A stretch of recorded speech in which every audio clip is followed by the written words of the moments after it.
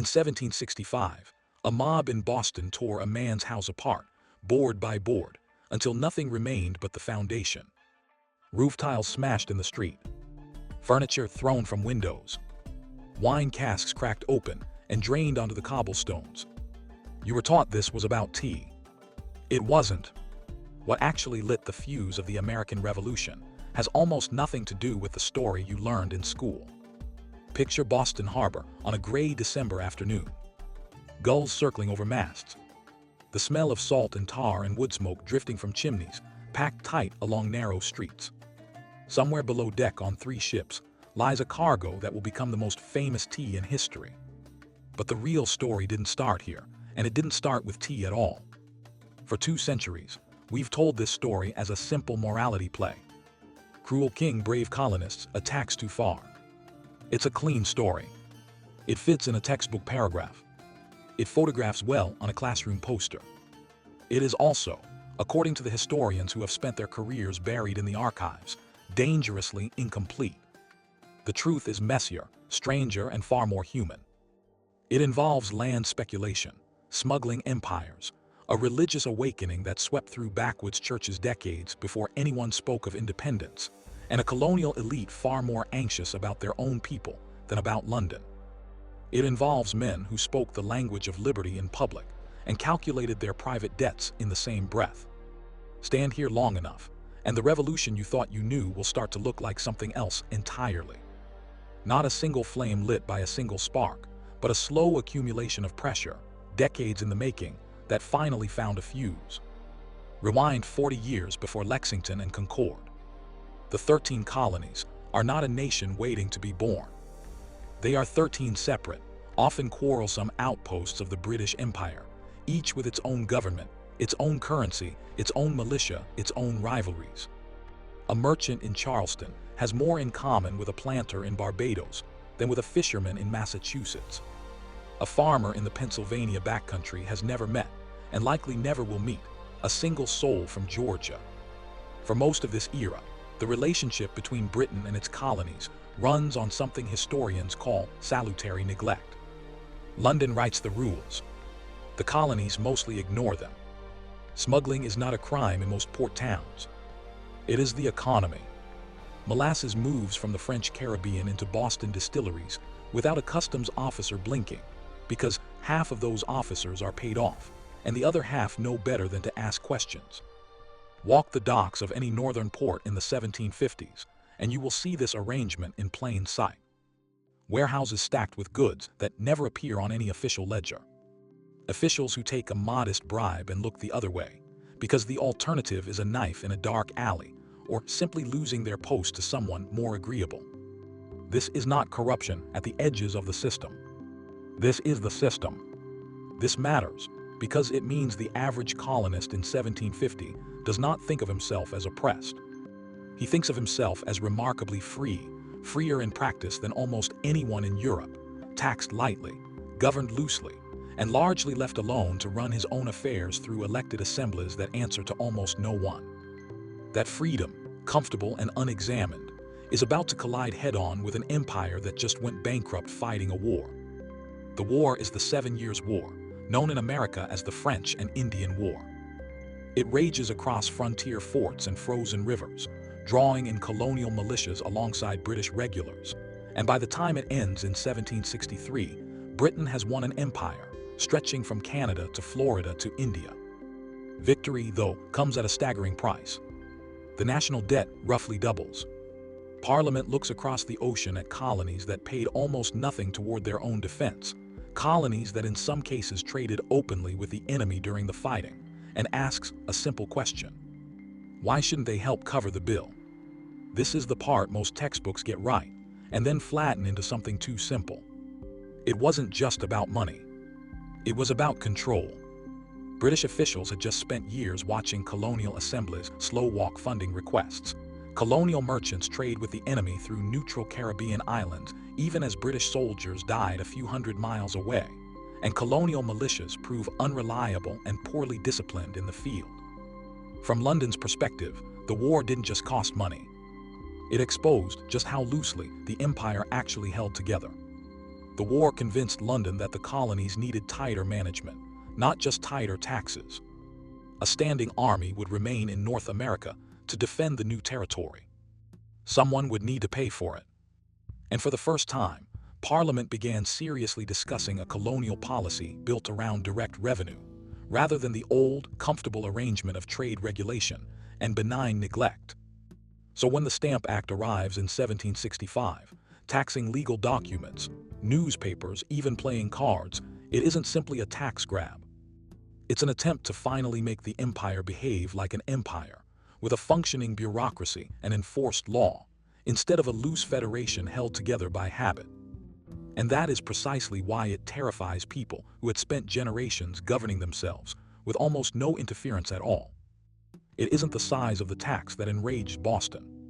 It's the precedent. Here is where the popular story starts to crack. We picture 1765 America as a room full of patriots, unanimous and righteous, standing shoulder to shoulder against a tyrant. The archives tell a different story. Colonial society was fractured along lines of class, religion, and region that had nothing to do with Britain at all. Fractures that existed long before Parliament ever passed a stamp tax. In Boston, the Sons of Liberty were not a spontaneous grassroots uprising of ordinary farmers. They were organized in large part by merchants and smugglers whose profits were directly threatened by new customs enforcement. When that mob destroyed the house on the harbor, tearing the roof apart timber by timber, it belonged to a customs official named Thomas Hutchinson's relative, and the attack was less a spontaneous outcry of principle than a targeted act of economic self-defense dressed carefully in the language of liberty. Meanwhile, far from the coast, in the backcountry of the Carolinas, farmers were staging their own uprising entirely, a movement known as the Regulator movement, against corrupt local elites who controlled courts, taxes, and land grants. Many of those same coastal elites would later become celebrated patriot leaders, praised in every history book for their stand against British tyranny. To the backcountry farmers being crushed under local corruption, the coastal gentry complaining about taxation without representation looked less like heroes and more like hypocrites who had never represented them either. This is the uncomfortable truth historians increasingly emphasize when they revisit this period. The revolution was not one movement with one grievance. It was several movements, running on entirely separate timelines and entirely separate resentments that happened to converge against a common enemy just long enough to win. Now walk into a New England meeting house a generation earlier, packed shoulder to shoulder, candlelight flickering against timber rafters, during the religious revival known as the Great Awakening. Preachers like George Whitefield are drawing crowds larger than any political rally of the era, standing in open fields because no church building can hold the thousands who come to hear him, telling ordinary farmers and laborers that they can approach God directly, without bishops, without hierarchy, without permission from anyone standing above them in a pulpit or a palace. Historians studying this period increasingly argue that this religious rebellion primed the political one that would follow decades later. A colonist who has just spent a decade being told he doesn't need a bishop to reach heaven is far more willing to believe he doesn't need a king to run his town meeting. The habit of questioning inherited religious authority translates, almost seamlessly, into a habit of questioning inherited political authority. The revolution's language of natural rights and inherent liberty did not appear from nowhere in 1776, fully formed in Thomas Jefferson's study. It had been rehearsed for a generation, from the pulpit, in the cadence of traveling preachers who told farmers and shopkeepers that their souls answered to no earthly institution, long before any of it was ever debated in a courthouse or written into a declaration. Here is the part of the story that makes people uncomfortable, and it's exactly why it gets quietly left out of the simplified version taught in most classrooms.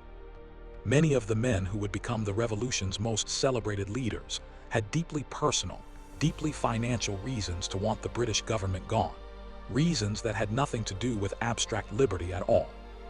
Take the proclamation line of 1763, drawn by London to stop colonial expansion westward past the Appalachian Mountains, an attempt to avoid further costly wars with native nations after the exhausting conflict that had just ended.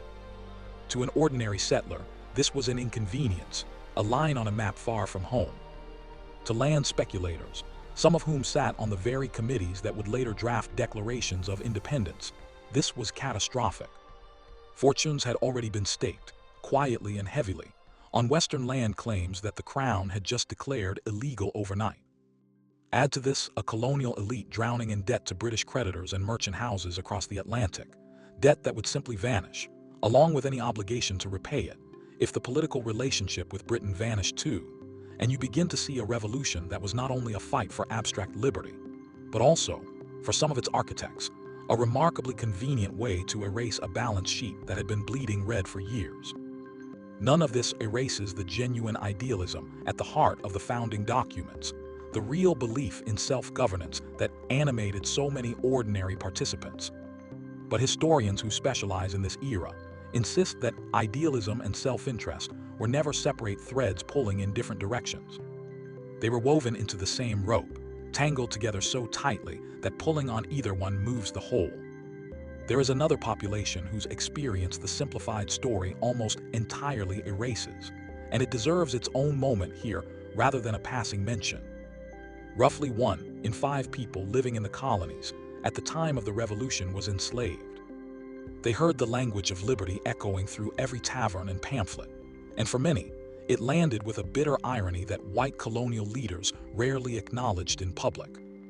Thousands of enslaved people took the words at face value before their enslavers did, fleeing to British lines when offered freedom in exchange for military service, a wartime promise that Britain, whatever its own motives, actually delivered on for many who survived the fighting.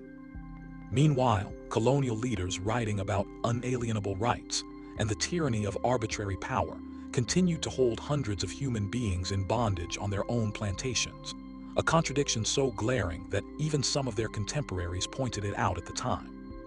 This isn't a footnote to the Revolution story. It's a thread running directly through it, a reminder that the fight over who counted as a free person and whose liberty actually mattered was never settled by 1776. It simply moved forward, unresolved, into the next century.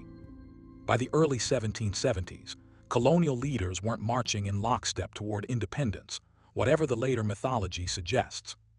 Most, including men like Benjamin Franklin and even George Washington, spent years hoping for reconciliation, not rebellion. Independence was not the plan from the outset. It was the last resort, arrived at only after every other option had been exhausted, argued over, and finally abandoned in frustration. What tipped the balance wasn't a single tax or a single tea party, however dramatic that night in Boston Harbor might have been. It was a cascade of escalating grievances. The Boston Massacre, a chaotic and deadly street confrontation, reframed by skilled propagandists into something far more damning than the actual trial record showed, where several of the accused soldiers were in fact acquitted. The coercive acts, punishing an entire city and closing its port over the actions of a relative few. And finally, the growing sense, spreading from colony to colony, that London no longer viewed the colonies as fellow subjects deserving negotiation, but as a problem to be managed by force. By the time the Continental Congress gathers in Philadelphia in 1774, the delegates in that room do not agree on independence, and some are openly horrified at the idea. Some want reform within the empire. Some want revenge for specific grievances. Some, quietly, are simply protecting investments that a break with Britain would conveniently settle. What united them wasn't a shared vision of a new nation waiting to be born. It was, at first, only a shared fear of what the empire might do next if left unanswered. So why does the simplified version persist, generation after generation, in classrooms and documentaries alike? Because it's easier to teach a story about tyranny and liberty, good against evil, than a story about competing colonial factions, financial self-interest, religious upheaval, and a fragile alliance held together by circumstance more than shared conviction. But erasing that complexity erases real people too. It erases the backcountry farmers who distrusted both the crown and their own colonial elite in equal measure. It erases the enslaved people who heard the language of liberty and asked, pointedly, whose liberty exactly? It erases the loyalists, nearly a fifth of the population by some estimates, who looked at the same evidence, the same taxes, the same grievances, and concluded that independence was the reckless choice, not the righteous one, and who paid dearly for that conclusion in the years that followed. History remembered as a clean story flatters the present. History examined honestly complicates it, forces us to sit with contradictions instead of resolving them neatly. Historians who spend their careers in these archives aren't trying to tear down the revolution's legacy or diminish what was ultimately achieved. They're trying to hand back its full weight, the contradictions alongside the courage, the self-interest alongside the sacrifice, the ordinary human messiness that any real historical moment actually contains. And yet, despite the fractures, the competing interests, and the reconciliation nobody wanted to abandon until the last possible moment, something did emerge from that chaos. A nation built not on unanimous virtue, but on a fragile coalition of very different people, merchants and farmers, preachers and speculators, who found, however briefly and however imperfectly, a reason to stand together. That's the real origin of the American Revolution. Not a single spark struck in a single moment, but dozens of separate fires, lit for entirely different reasons, in entirely different corners of a divided society, burning quietly for decades until they became impossible to put out. History never truly disappears. It just waits for someone willing to look past the version we were handed and ask what really happened underneath it. If this changed how you see the story you thought you knew, subscribe for more histories that go beneath the textbook version. And in the comments, tell us which moment in history deserves the same closer look.